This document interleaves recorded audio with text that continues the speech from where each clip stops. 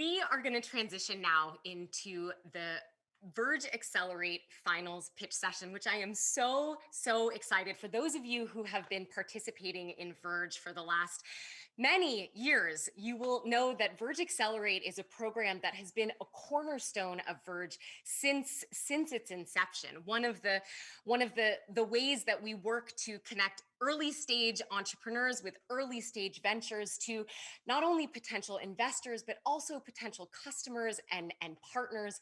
We have over the last 7-8 years supported hundreds of early stage entrepreneurs in coming through the program, forging new connections. And I am so thrilled that this year we were able to realize a vision of actually doing market specific sessions. So over the course of the last 5 days, we have had 25 entrepreneurs pitch as part of these sessions. And the folks that you're about to hear from right now are the winners of each. So I'm going to explain in just a minute how this is going to unfold. But before we do, I would love to welcome to join me on screen our two industry experts for today's finals session. Nancy Fund, who is the founder and managing partner at DBL, and Mira Clark, who's the senior associate at Obvious Ventures. Welcome, Nancy and Mira. So we're going to have some time to get Nancy and Mira's perspectives, but the way that this is going to work right now is rapid fire. So these entrepreneurs have 2.5-minute pitches. We're going to go through them at lightning speed, and then it is going to be up to all of you to cast your votes in the poll to help us determine who is the ultimate winner of Verge Accelerate this year. So with that, I am excited to introduce our first entrepreneur who won the carbon pitch session. Please welcome Adit Murthy, who is the founder and CEO of Conser Water Technologies. Hello, everyone. I'm Adit, the founder of Conser Water, and we help farmers to sequester carbon from the atmosphere at scale without using any sensors or hardware or soil sampling. How did I get here? It started nearly 5 years ago. I was traveling through a small village in South India, and this is what I saw. And nearby, there was a funeral procession. That year, a farming family had committed suicide because the monsoon rains had failed. And that got me thinking, why do farmers have to struggle like this in the face of climate change? And that brought me to Conser Water, where we use AI to help farmers to mitigate climate change at scale. How do we do it? This is how. We use over 100 satellites throughout the entire electromagnetic spectrum, along with our proprietary AIs to predict actionable insights about farmland, such as the soil moisture, soil nutrients, and soil carbon levels. And based on this, without any sensors or hardware or soil sampling, we're able to help the farmers to grow more with less by optimizing their resource usage and also verifiably increasing their soil carbon, sequestering CO2 from the atmosphere. And to take this to a planetary scale, we've launched the world's first truly international soil carbon offset marketplace, where organizations can buy some of the cheapest high-quality carbon credits while incentivizing small farmers worldwide to increase their soil carbon, sequestering CO2 from the atmosphere. And according to the UN, 20% of humanity's emissions every year could be sequestered in this way, and it's one of the cheapest ways to sequester CO2. But so far, it's been stymied by the requirements for soil sampling on a farm level. But now, using Conser Water's hardware-free and soil sampling-free AIs, we're able to not only verify the increases, but we're also able to provide the farmers with actionable, customized advice on how to do this at scale. And to take this to a truly global level, we are uniquely poised. We are able to sign on hundreds of farmers a week, and we also have global operations already. We have the world's largest soil carbon sequestration project at millions of acres of farmland, tens of millions of tons of CO2 already sequestered, ready for purchase. And we have especially large relationships to take this to the 500 million farmers of the world. With Stanford University, we're doing randomized controlled trials on the scale of thousands of farmers to understand the effective ways to influence farmers' behavior to get them to adapt techniques like these. And we also have relationships with large telcos and even big tech companies to take this to the millions of farmers of the world. And now we invite you to join us by buying some really cheap, high-quality carbon credits and empowering farmers worldwide to fight back against climate change. Thank you. Thank you, Adit. Okay, moving right along to energy, from carbon to energy, please welcome Jonathan Knight, who is the co-founder and CEO of Uprise Energy. Uprise Energy has done something that has never been done before. We took a career that started in boat building and including this all carbon fiber stealth vessel for the US Navy. And we expanded into wind energy, where we service wind farms all around the world. And we created the very best performing turbine blade ever built. We leveraged this experience to create the world's largest portable renewable energy system.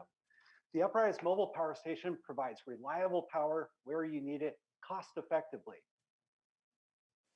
In, in fact, when you use one of our systems instead of a diesel generator, you're going to save $50,000 per year on fuel alone, meaning there's less than a 3-year payback. And you're going to eliminate 100,000 pounds of CO2 emissions every year. And to punctuate this point, there's over 1 billion diesel generators running around the world right now. Our patented 10 kilowatt portable wind turbine fits in a standard shipping container, and when it arrives at the site, it only takes 1 hour by one person to set the entire machine up. But while the portability of the system is novel, it's the performance where we've done the important innovation. In our case, we optimize for the average wind speed around the world, which is considerably slower than incumbent turbines. We do this with a very efficient turbine blade that is managed by our own proprietary electronics that have underlying magic built in to capture the exponential power in wind gusts. We call this dancing with the wind, and it dramatically increases the power output of our system, meaning one of these turbines could power 15 of the homes that I live in. And if the wind stops blowing, there's enough batteries on board to keep my house running at full speed for an entire month. Now, we live in a connected world, and the IoT features on this machine provide worldwide communication, remote control, and the system is smart enough to protect itself in the event of a storm by autonomously laying the mast down. Meaning, the Uprise mobile power station is the distributed energy solution for the future, and we are looking for strategic and capital partners to execute our mission. Thank you. Well done. Thank you, Jonathan. I'm going to be so curious to hear Nancy and Mira's reflections as having been investing in these spaces for quite some time, and also so curious to see and hear what all of you think. Remember, you will be casting your votes. We've got 3 more to go. Next up in the circular space, please welcome Diana Youssef, who is the founder and CEO of Change Water Labs. Hi, I'm Diana Youssef, founder of Change Water Labs. Half of the world's people live with no access to a safe, clean toilet, and that's because they live in places with no sewage plumbing, so they can't flush. In fact, non-sewage sanitation is such a big problem that $18 billion a year gets spent on offline portable toilets. And when you can't flush, all that waste has to be frequently collected and hauled away, which is hugely costly. And the crazy thing is that 95% of raw sewage is just really pure water. So Change Water Labs has developed a smart solution to cut down on waste logistics by eliminating the waste inside the toilet itself. The iThrone is the low-cost, drop-in toilet that quickly eliminates daily waste on site by turning it into pure water and power. The iThrone uses 2 technologies to quickly upcycle waste. The first is an evaporative membrane that we call shrink wrap for crap. Pouches of this membrane will collect and shrink daily waste on site by soaking up and evaporating its liquid content, converting 95% of it into pure water vapor. The second technology is a pea-powered bio-battery. It uses special microbes to convert urine into electricity that powers ventilation inside the iThrone to speed up evaporation and remove toilet odors. Unlike most portable toilets that need emptying daily, the iThrone is serviced only once per month. Used pouches, which are 95% compostable, could be collected and converted into biofeedstock. Currently, our first iThrones are servicing the population in Kiboga, Uganda, and providing them with safe and sustainable sanitation. Harvested vapor will provide pure water to the local hospital. Dried urine salts will fertilize local agriculture. Dried solids will fertilize commercial forestry. And in future, urinetricity could supply large-scale off-grid power. In addition to completely upcycling human waste, the iThrone also makes safe sanitation much more accessible because it's 5 times cheaper than comparable toilets. It cuts collection costs in half and makes collection 20 times more scalable. Demonstrating pent up demand for this type of solution, we've already received $2 million worth of orders from the Turkish government, UNDP, and private sector contractors. At Changewater Labs, we create solutions that upcycle human waste by making safe sanitation available to everyone, everywhere. Thank you. Beautifully done on the 2.5-minute mark. Thank you, Diana. Next up, moving from circular economy to transportation, please welcome Andrew Krulowitz, who's the co-founder and CEO of Flux. Hi, everybody. Thanks for having me. The appeal of electric vehicles is undeniable, with a majority of Americans interested in driving. So why is it that they account for less than 2% of all auto sales? For most, an EV is just too expensive. Add in the additional cost and hassle of installing a home charger, and you're looking at a 30% price premium to the conventional gas car. While EVs cost more upfront, it's well known that they save drivers a lot of money on gas and maintenance. That said, the average consumer doesn't think about total cost of ownership. They think about, what's my monthly payment going to be? Well, since the vehicle installment plan, otherwise known as a loan, was introduced about 100 years ago, there's been very little innovation in auto financing. You take a defined capital cost, a risk-adjusted interest rate, and in the case of a lease, a mileage cap and a best guess at what the car is going to be worth in 36 months. There's no consideration of the fact that an EV will outlast a gas vehicle by hundreds of thousands of miles, or of potential revenue an EV could generate as a grid resource, or for lower income drivers, the fact that the operational savings should act as a credit enhancement. With all of this in mind, that's why we're launching the Flux Mileage Purchase Agreement. Think of this as a PPA for EVs. Plans start at $99 per month and 10 cents per mile. We include the option for a no money down level 2 charger. We also include maintenance and tax. All customers have to pay for is electricity, tires, and insurance. By driving an EV with Flux, customers save money starting at day one. And as those savings scale, so does our revenue. Here's how our business model works. First, we lease the car in the charger, targeting market standard returns. Second, our goal is not to generate outsized profits on the backs of our customers like traditional auto lenders, but rather to leverage the cars as grid resources. Finally, all EVs are inherently connected cars, and the network effects available for monetization are much, much greater than when your standard gas-powered car. We are planning to launch in Northern California in Q1. We've got a lot of interest from high mileage applications like rideshare, but we are still looking for beta customers. This works great for light duty fleets. We're also actively raising a seed investment round. Thank you all for the time. I look forward to hearing from you later. Nice. Thank you, Andrew. All right. And here to close us out, again, as a reminder, in just a moment, we will be opening the poll, inviting you all to cast your votes. But here to close us out, please welcome in the food category, Yehuda Elram, who is the co-founder and CEO of Exit. Hi, I'm Yehuda, a grandson of Israeli egg farmers. I'm here to show you some magic, and by the way, share with you a $300 billion opportunity. Now, what's inside this egg? Can you tell? Male, female? Industry can't tell either. So each year we waste billions of dollars and unnecessarily incubate, hatch, and kill 4 billion male chicks. Why does this happen? There are 2 types of chickens in the world, the broilers for meat and the layers for eggs. Male layers cannot lay eggs. They're too skinny.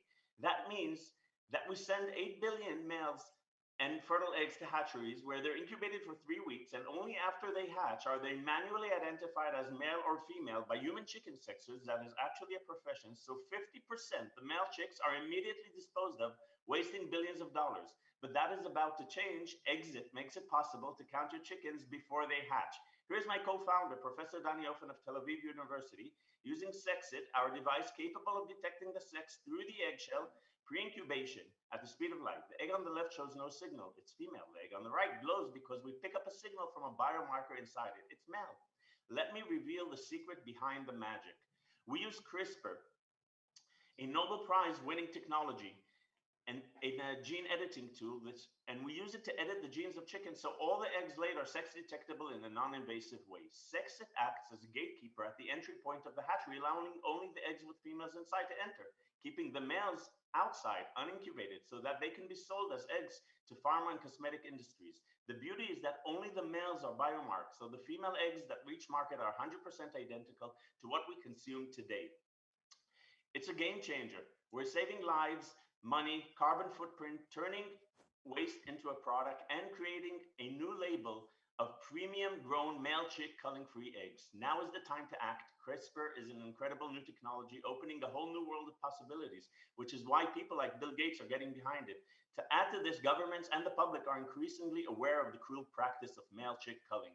The solutions at market today cannot comply with evolving regulation, making Exit the only day zero sex detection solution that meets the industry needs.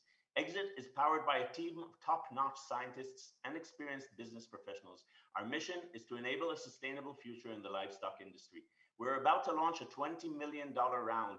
Proceeds will go towards commercializing our flagship product as well as to our product pipeline. So if you would like to help us solve the chicken and the egg problem, please vote for us. Thank you. Wonderful. Thank you, Yehuda. And thank you to all of these inspiring entrepreneurs, these all 25 who pitched this week. You are all winners in our minds. And the poll is now open. So check out on the right-hand side of your screen. The poll is open. But first, please let's welcome Nancy and Mira. I am so delighted to be joined by these two incredible women who have investment portfolios that span not just these 5 markets, but so many more. I'm excited to chat with both of you. And Nancy, I want to start with you. DBL is so well known for to a large extent, clean energy and clean transportation investments, but you're making forays into new worlds. I would love to just invite you to talk a little bit about what's on your docket now and what's most energizing to you right now. Yeah, well, first I just want to thank Shauna and the Verge 20 team for inviting me. This is always so inspiring, and congratulations to all of these presenters and those that went through the week. I've just been hearing wonderful things, and it's so inspiring. And really, where we're headed at DBL is reflected in part in this assemblage of entrepreneurs you've got, because obviously the opportunity to decarbonize food and ag is a huge one. So that's one that we spend a lot of time in. The ability to get rid of diesel generators. We've got an African company called Zola that's doing that, and it is a huge issue, especially in the developing world. We're looking at conservation as well, and I've heard a lot about that from some of the sessions at Verge, because right now all we do in terms of the iconic names that we see in conservation, they're not-for-profits and they're wonderful. NRDC, Gina McCarthy, we love them. But in the 21st century, we've got to have famous companies that monetize conservation, and you get paid to protect trees, not to cut them down. So that's something we're excited about with a company called Better Place Forests. And we're also very committed to the circular economy, as you've talked about, and the role of space and next-gen space tools to help us know more about our planet so that we can fight the degradation that we see around us and democratize access to tools that allow not just the big defense companies or the government to know everything about what comes out of the satellite information, but the Sierra Club, the Vote Solar, the Amazon advocacy groups. And that's going to be a huge plus going forward to be able to let our Earth be understood at every level on a daily basis. That's so wonderful and helpful to hear. I mean, I feel like DBL is most well known for some of your early investments in companies like Tesla and Solar City, but it's been really exciting over the last few years to see your scope expand, and certainly affirming to see it mirror in so many ways our focus and the markets we focus on with Verge. So I'm excited to come back to you, Nancy, in just a minute to hear some of your impressions about the pitches that we just saw. But first, Mira, I would love to turn it over to you. So Obvious Ventures yours is focused on what you talk about as world positive companies, which again map across Verge. You've invested in Proterra, Planet, Beyond Meat. Talk a little bit about what world positive means to all of you and what you're most excited about in the investment landscape these days. Of course. And, really want to echo Nancy's commentary surrounding how inspiring and exciting this is for us to see. And so thank you again for including me. I think that, taking a step back as it relates to what world positive means to us, we are really focused on thinking about this idea that in the near future, the most valuable companies of our time will indeed be those that are solving humanity's biggest challenges. And so we really think about how do you drive meaningful scale as efficiently as possible while doing it in the right way.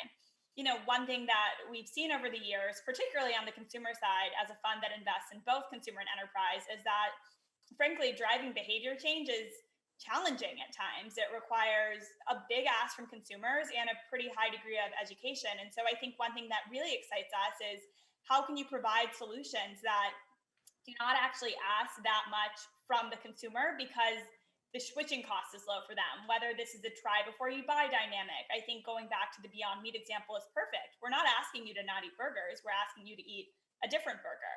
And so thinking about how you can make that switch as frictionless and as enjoyable as possible so that it becomes, not to make a bad pun, the obvious choice for you. And so I think that's a lot of what it comes back to for us, whether it's in more traditional, sustainably oriented investments or, let's say stealth health opportunities where the sustainability angle or the all natural angle might not be top of mind to the consumer in a grocery store, but the implications when you are providing these solutions at scale is pretty meaningful.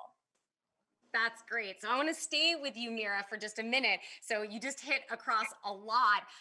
I'm not going to ask each of you in the limited time that we have to speak to each of the pitches that we just saw. But Mira, what stood out for you in terms of any solutions that seem particularly promising and for their world positive potential, or any red flags? Help us all kind of make sense of what we just saw. Yeah, that's such a challenging question because so many amazing pitches. I guess one that particularly excited me was, the first pitch, Contour Water Technologies. I think what was really interesting there was a few things. One was the try before you buy dynamic. It wasn't necessarily you as a consumer or you entering this marketplace need to be committing the rest of your life or thousands of dollars to coming on board. It allows you to sort of test the waters, no pun intended, and kind of drive that better understanding of the impact that you're having. Additionally, as I think about many of these businesses and how investors perceive them, it comes back to this element of unit economics. And do we see this being able to be a profitable, stable business longer term? As we sort of think about leveraging different markets to drive different unit economics, I think it's really attractive and very interesting. And so I think to me, as I sort of think about the sorts of businesses that I love to back as it relates to strong customer love, the ability to draw strong network effects as people continue to discuss these platforms with their friends, and then also drive healthy profitability and margins longer term, that's certainly one that stood out to me. That's great. Thank you. I'm going to come back to both of you at the end in just a minute to ask if you had to cast your vote, who would have gotten it. But first, Nancy, I'd love to come back to you too. What were your general impressions and what stood out in what we just saw? Well, coming back to the theme of food and ag, which is a big one for us, happy to see and surprisingly, we've actually seen a lot of deals in that egg space and people recognizing that there are ways to become more efficient in the poultry industry. We've seen fluid testing, we've seen infrared light, and so this is a whole different approach, but it's kind of surprising to me that there's so much activity. So that's always a good sign that many people are oriented toward this. I do think that one thing we need to understand in the ag space as it relates to carbon and conserved water technologies is part of this, is that there's a difference between carbon abatement and carbon sequestration. And abatement is, lowering your carbon footprint as a farmer is pretty straightforward, and we're going to be seeing a huge amount over the next 5 years. But carbon sequestration is harder, and I think we all need to understand that there is a fair amount of pushback out there relating to the permanence of that sequestration in soil. And I'm sure that years from now, we'll get it all right. But the science has not really is not really there yet. And so I just want to make sure that people understand this is a long haul, and you are already seeing environmental groups and others question the permanence of that sequestration. Doesn't mean it won't happen, and gung ho to all the folks out there doing it. But I would say that abatement is a easier cut right now than sequestration, and we need to really work on that so that we don't get labeled as accomplishing something that is illusory. That's helpful, nuanced insight, Nancy. I wish that I had a half an hour longer to go deeper into each of these with both of you. Our votes are in, but before we reveal them, I'm going to ask each of you, Nancy, among these five, who gets your vote? I mean, they're all great, and to all of you, thank you for what you do on a daily basis. I know how hard it is, and the world won't change without efforts like yours. So thank you, and you were all great presentation. I'm going to go with Exit just because I think it's it is a big market. It has a lot of dynamics to it that both sustainability and animal safety and cruelty issues, and those are all top of mind for a lot of folks these days. Thank you, Nancy. And Mira? It's a tough one. So many great companies in there. I think I might actually have to go with Exit as well. And I think that, Nancy's points on the impact here are impressive, but I think frankly, from an investing perspective, the exit, no pun intended, potential for this business, as well as we think about the pool of interested acquirers, if this truly works, it is very interesting. And so as investors, always something that we are keeping top of mind. So that's where my vote sits. I love it. Well, thank you both for, I know there's pressure in forcing the question, especially with such little time. I love that it's different from what our audience thought. So to first reveal our second runner-up, a big shout out to Conser Water Technologies. Congratulations. And our winner of this year's Verge Accelerate Finals is Change Water Labs. Congratulations. Congratulations. And again, truly, Deanna and all, thank you so much for your passion, your hard work.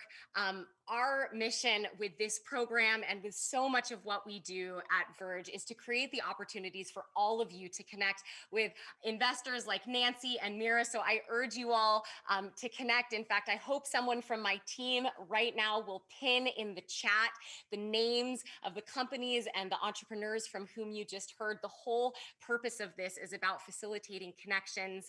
And again, I want to thank Nancy and Mira, and I want to give a special shout out as well to our sponsors of this year's Verge Accelerate program, ING and Acario Innovations. Thank you so much for recognizing the power of Verge as a platform to help support and elevate these entrepreneurs. Again, can we bring Nancy and Mira back up? Our time was so short, but I want to thank both of you. Nope, we can't bring you back up, but you're there. I can see you. Thank you both so much, so much for joining us. Looking forward to many future conversations as part of Verge. And in your own way, wherever you are, give a round of applause to all of these entrepreneurs. Thank you so much.